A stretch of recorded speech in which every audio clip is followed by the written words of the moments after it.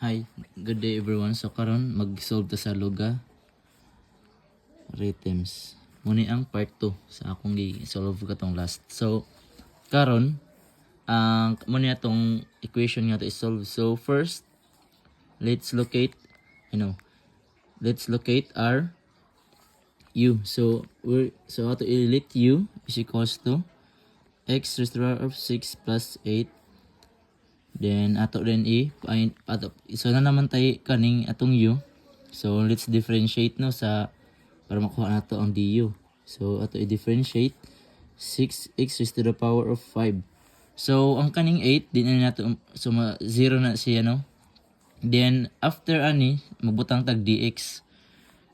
Then to solve the dx sa value dere, so let's divide now sa both side to 6x raised to the power of 5, 6x raised to the power of 5.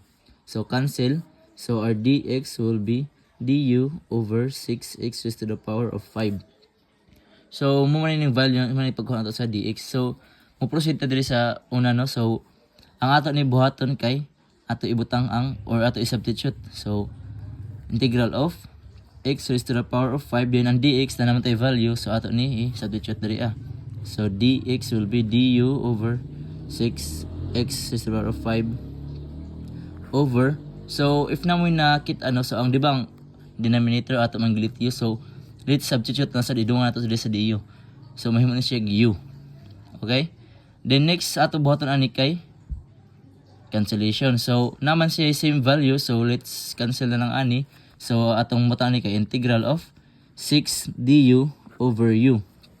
So kay naman tay constant diba? So naman ni sa atong una nga video. So ato lang ta mangita ta niya og saman, yes, neutralizing factor. So ang NF nato, so then our NF will be 1 over 6. So ato lang nibutang no diri, so 1 over 6 sa gawas sa integral. So 1 over 6 du over u. So if na may nakita, ato lang i-recall ang atong formula. So di ba pwede na siya may muglon. So ato i-recall our formula sa log. So the formula will be integral of du over u is equals to ln u plus c. So kaya na naman tayo na-recall naman itong formula, so balik sa tadere.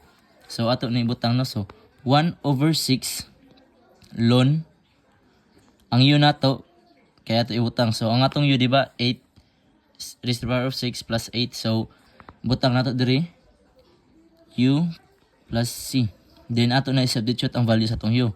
So equal 1 over 6 ln x raised to the power of 6 plus 8 plus c. So mo ani atong final answer. 1 over 6 ln x raised to the power of 6 plus 8.